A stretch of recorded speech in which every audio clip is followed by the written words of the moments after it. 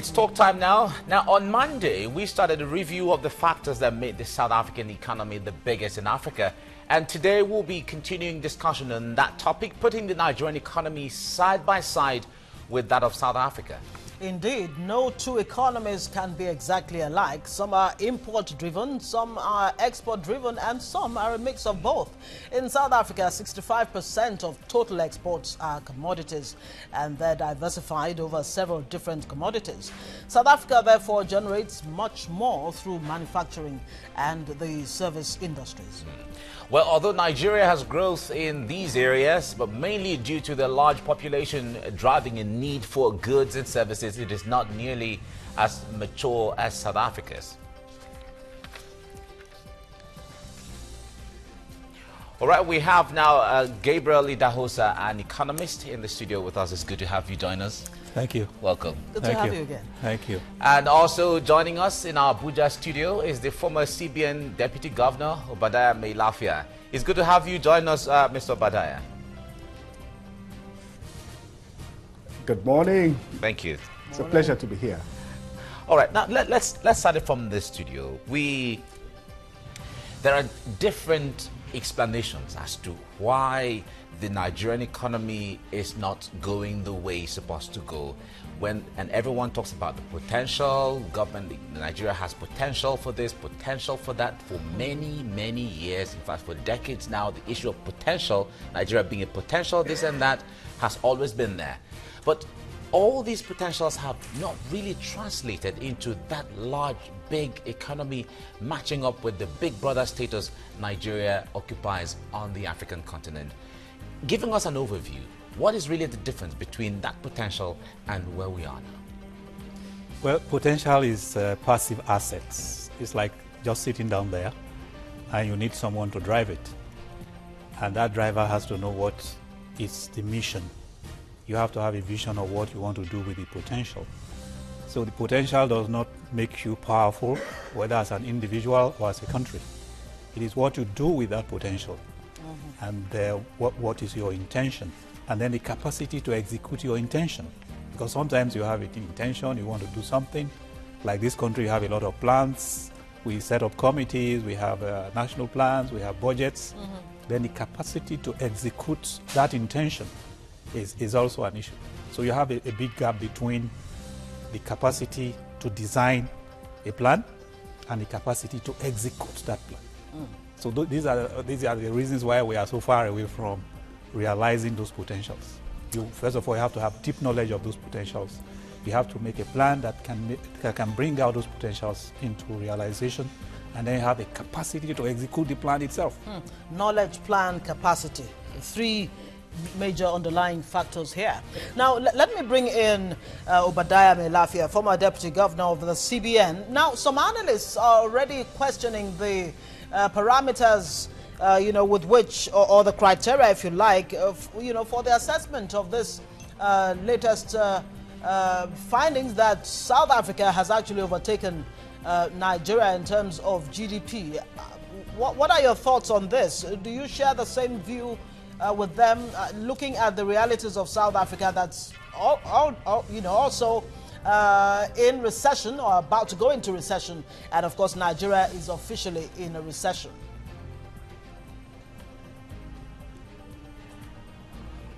Well, there is the mathematical trajectory which would say that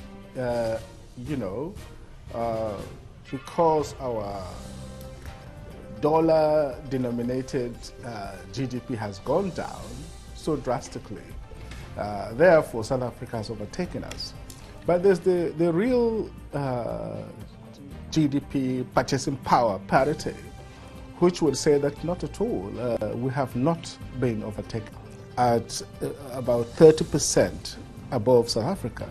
And I wouldn't imagine that within 1 year or so, our economy has contracted by over 30%.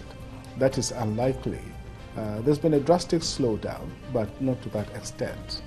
But of course, I also would say, look, we are not in competition with South Africa. We are not enemies of South Africa. We are in fact partners on the continent. And I wouldn't worry whether one overtakes the other today or tomorrow. You know, that is not the most important thing. The most important.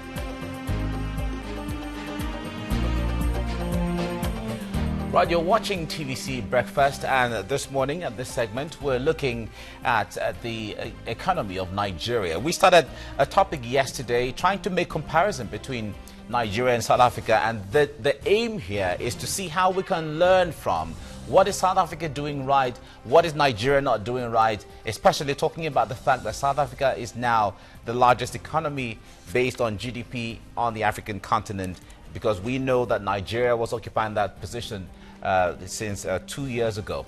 Now we have in the studio Gabriel Dahosa, is an economist. We have been talking about this, and in our Abuja studio we have Obadiah Melafia, the former deputy governor of the Central Bank of Nigeria. Now, Gabriel, let me come back to you in here. Now, we remember the days of, if I want to go into manufacturing, Nigeria was in the 80s, if I put it that way, or maybe even 70s and the 80s, Nigeria had several manufacturing companies into textile, automobile, and so on. Now, what was the challenge? Because that time Nigeria was still reliant on oil to a great extent too. So what was the challenge in the ability to keep up that manufacturing industry and then even diversifying into other areas? First is, with manufacturing, you need steady power supply. And as you grow your factories, you need power to grow with you. But if you are growing your factories and your power is either stagnant or moving in the other direction, then clearly at some point you can't keep maintaining the level of production with diesel and generators that are not there. The other issue was importation of either products that are of inferior quality or lower price from nations that are more efficient, like the Chinas, the Indias of this world. So and the Taiwan. And the Taiwans of this world. So at some point, our products from our factories became much more expensive, particularly textiles, than those coming in. So we could not compete. So you had all the textile mills closing down one after the other because goods were coming in that were about half the price of what we were producing. And of course, the consumer will find the lowest price in the market. So competition from outside the country, official competition even after they have paid the duty, and then unofficial competition from massive smuggling. You know, if first you don't pay duty, the product is cheaper than the one produced here, then it gets so cheap that you have no chance. So those were the real big issues. Our cost of production kept going up. The infrastructure was chaotic. You couldn't move raw materials by rail. The rails continued to deteriorate. The roads continue to deteriorate, so your raw materials come from the port. It takes 3 or 4 days to get to Kaduna, where you have the textile mills, and then half of the time the vehicles break down on the road, so you spend 2 more days on the road. So all this just kept building up, and you find most of our factories just closing down. Okay, you talked about competition there. Let's look at other factors that have made the South African economy the biggest in Africa. Now, South Africa has the world's biggest stock of manganese and platinum group metals. And the country is one of the world's biggest reserves of gold, diamond, chromite, ore, as well as vanadium. Never heard of that one. It's a natural resource, I must say. Now, South Africa has a high level of technical as well as production expertise and broad research and development activities. Vehicle manufacturers such as BMW, Ford, incorporating Mazda, General Motors, Mercedes-Benz, Nissan, Renault, Toyota and Volkswagen have production plants in South Africa. Now, South Africa manufactures electronics, computer hardware, and even mobile phones. Simhale Telecoms and CZ Electronics are some of the leading companies. Remember that the biggest telecommunications company in Nigeria, MTN, is owned by South Africa. Now, let's move on. South Africa manufactures military hardware and even aircraft. Remember that recently Nigeria sought military assistance from South Africa to fight insurgents in the northeast. Now, South Africa also manufactures choice wines and spirits in Nigeria. It's its biggest market in Africa. When it comes to wines, it's a great testimony, I must say. Now, South Africa boasts of world-class textile industries, and these textiles are even exported to Nigeria. South Africa manufactures, refurbishes and repairs ships. So what do we produce or manufacture in Nigeria? Let me bring this question to you, Obadiah Melafia. Is it a surprise then? I mean, should Nigeria even be talking about being at par with South Africa, with all of the information we just reeled out? South Africa obviously is a productive economy, while Nigeria is a consumer-oriented one. Is there any basis for comparison, economy-wise? Well, it depends on what you're comparing. When we are talking about just GDP, the computation or recomputation of the Nigerian GDP a couple of years ago placed Nigeria well above South Africa. And, well, this is just a matter of facts. But that does not tell us much, as you rightly said, because when you look at the structure of the economy, when you look at the productive base of the economy, when you look at the share of manufacturing and, the share technological prowess of South Africa, there's really no comparison. For those of us who have visited South Africa quite often, you just know that the difference is very, very clear. Now, one thing that happened was that during the years of apartheid, massive sanctions were imposed on South Africa, on the apartheid regime. It turned out to be a blessing really for them, because having to close up their economy forced them to industrialize, forced them to go into technology and manufacturing, at least so as to be self-sufficient. Now, that was very key in South Africa's transformation. And of course, when Mandela took over as president in 1994, they could only build on the base of what was there. And, with a very disciplined political party, the ANC, as it then was, it's no longer a disciplined party, but it was a very disciplined party founded over 100 years ago in 1912. So they had a long history of struggle. They had fundamental principles of governance. All of that has fed into the way the South African economy is managed and the quality of leadership. I'm afraid now it's gone down a bit, but the quality of leadership. Other things is, look, the infrastructures, going back right from apartheid days. If you drove from Johannesburg to Cape Town, it takes you a whole day, but the roads are extraordinarily good, concrete, and you drive almost straight for 3-4 hours at a stretch. Incredible infrastructure, latest high-tech trains linking Gauteng in Johannesburg to Pretoria, that was built during the World Cup games, and telecoms, the quality of the universities, there's no comparison. No Nigerian university comes anywhere near the top South African universities of Cape Town, Witwatersrand, Rhodes, Stellenbosch, and the rest of them. So we really still are very backward. And of course, South Africa has something like 40,000 megawatts of electricity, compared to ours that went down to zero at some stage, to now struggling to go beyond 3,000, when we had reached a maximum of 4,000 megawatts a few years ago. So there's a lot of regression, there's confusion in Nigeria. The herdsmen have gone everywhere, killing, raping, and maiming. The food security basis of the Nigerian economy is being heavily undermined.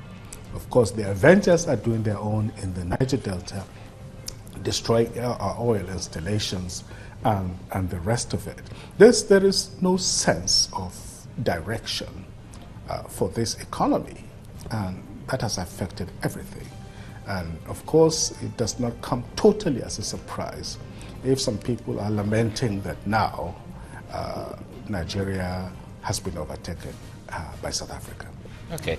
Now, let me bring in Gabriel in here. When it comes to the issue of expertise, skill, knowledge, know-how, we have Nigerians who are consultants to the United Nations, consultants to big companies across the world. And some of them are even resident in the country and doing their consultancy with these agencies across the world.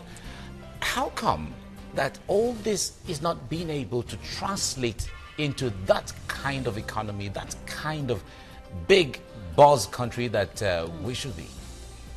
Well, it's a matter of using what you have very well. That's really what it comes to.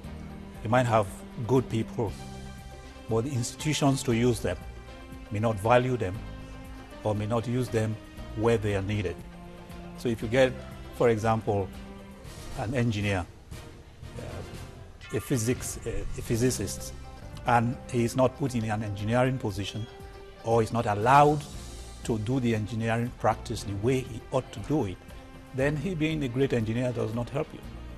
And that's the reason you find a lot of our experts at some point leave the country, because you just don't have the environment to express yourself. It's either because you don't have the right political connections, you don't have the facilities, you are a great medical consultant, but there's no equipment in the hospital. So what do you do with your expertise? So this issue of using the so-called potentials affect also our human capital. We have people who are brilliant, well-trained from around the world, but you don't give them the opportunity to use their expertise.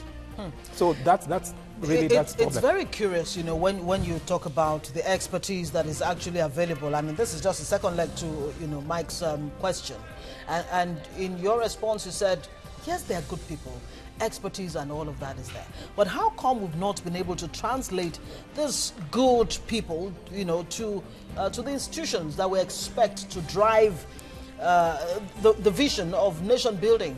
You know, let me throw this question to, let me direct it to Obadiah Melafia. What exactly is the missing link that, you know, last week I remember we discussed here, you know, the fact that our policemen, when they go abroad, they come tops, they shine, they make like Nigeria look good, but back home it's not the case. What exactly is missing? What are we getting wrong? Well, that's a very big question. You know, that psychologists would tell us that human behavior is shaped not only by innate qualities, it is shaped by the environment and by what they call the gestalt of that environment. The Nigerian gestalt is quite negative. There's no rule of law. There's a random nihilistic violence. People can get away with murder.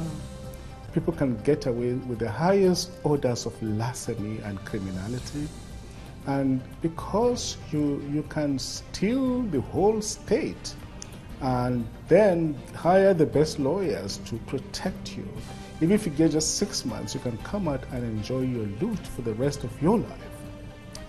We've created a very lawless atmosphere, so that actually, if you behave in a law-abiding manner in that kind of society, you make yourself look like a jester and a complete idiot. This is really what is happening. And I heard you were asking about why, you know, we have so many brilliant people, but nothing is happening. Well, you see, science is a culture. It springs creatively in an environment that nurtures it well. Innovation, skills, science, research, discoveries. A lot of that cannot happen here when the atmosphere does not reward it. That is why Nigerians and the top Ivy League institutions all over the world, including, by the way, South Africa, are doing extremely well. They are flourishing. They are making discoveries. They are making innovations. A Nigerian recently solved the greatest mathematical puzzle that had gotten Japanese worked up for more than 30 years. They couldn't solve it. This was a Nigerian graduate student who managed to solve that equation and got the best result that they had ever got in the history of that university. And there are a lot of people like that. And it's just that if they were in Nigeria, the Nigerian system will kill and destroy them. That is the sad reality. Very sad commentary there.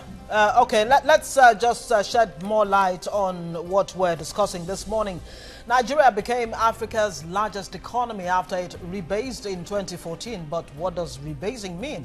Rebasing happens when new sectors, products, technologies, also consumer behavioral changes are calculated in terms of their impact on the economy. Well, policymakers then evaluate these changes using the gross domestic product. Comparisons are then made with the previous base year data, which provides the reference point to which future values of the GDP is calculated. Now, in 2014, Nigeria emerged as Africa's largest economy after rebasing its gross domestic product to increase the size of its economy to $510 billion using 2010 as the base year to replace 1990 previously used.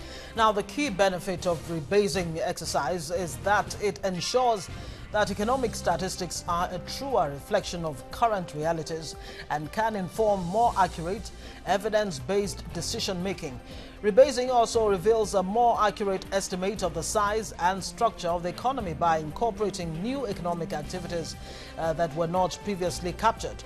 The inclusion of sectors such as telecoms, e-commerce, and Nollywood film industry, which did not exist when the calculations were last done in 1990, led to a jump in Nigeria's GDP ratio in 2014.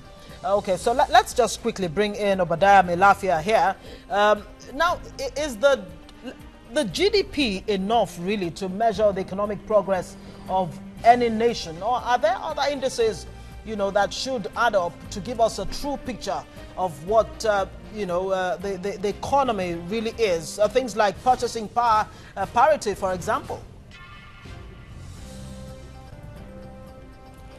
Well, GDP is not a complete or indeed the most accurate of all the measurements for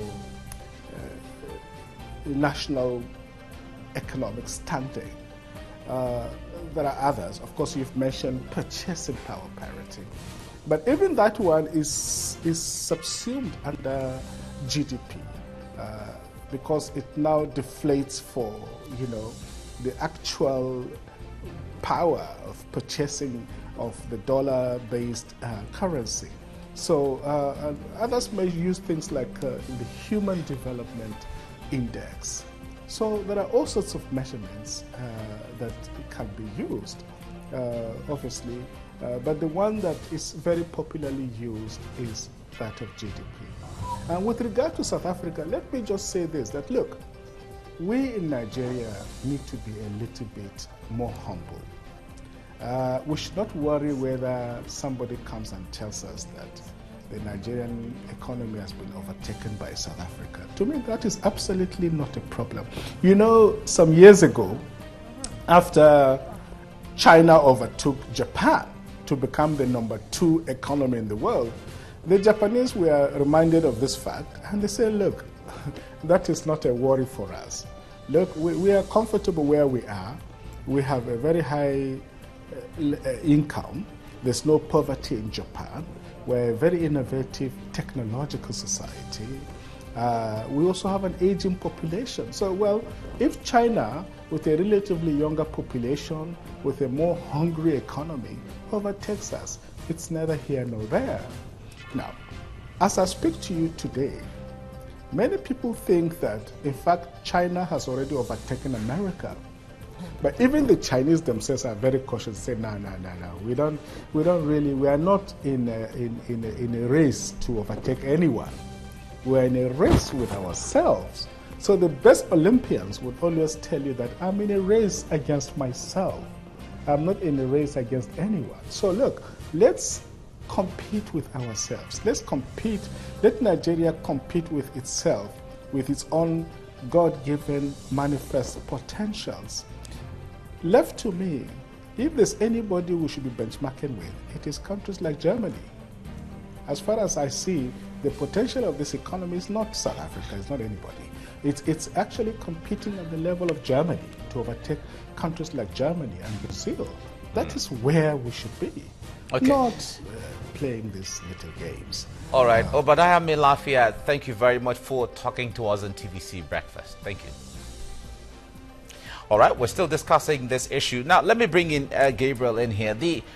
Let's come back home now to the issue of the rebasement and what indices were used. Nollywood is one economic phenomenon in Nigeria that gave Nigeria that look, gave Nigeria that buzz when it comes to being the third biggest movie industry in the world. And we expect that the vibration from Nollywood should be able to contribute to a great extent, which was part of it. But the way it is packaged, does Nollywood really have what it takes to make a very huge chunk of contribution when it comes to economy in Nigeria? It goes back to what we say about the way the economy is managed. The Nollywood or oil and gas or whatever sector can make more impact if the necessary linkages are there. For example, all the equipment you use in the Nollywood industry, are they made in Nigeria? That's the first question. That's the kind of impact you are looking.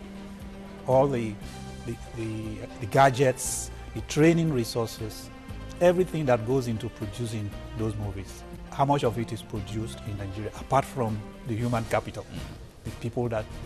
So, if you want to look at the impact, you want to look at how we begin to produce a lot of the things that go into it. If you don't do that, you just get the cream of the Nollywood industry, the income to the actors and the marketers.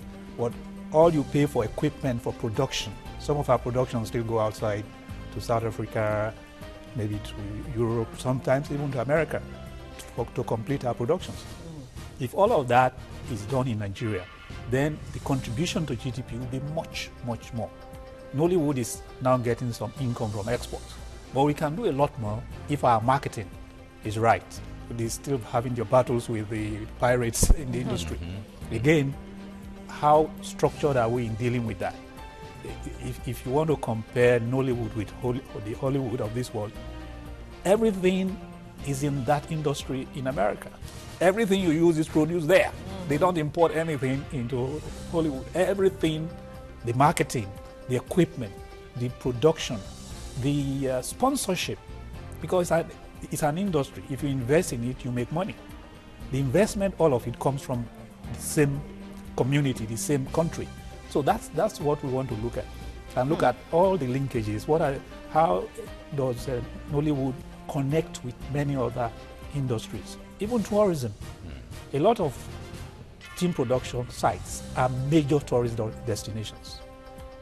Universal Studios is a major tourist destination.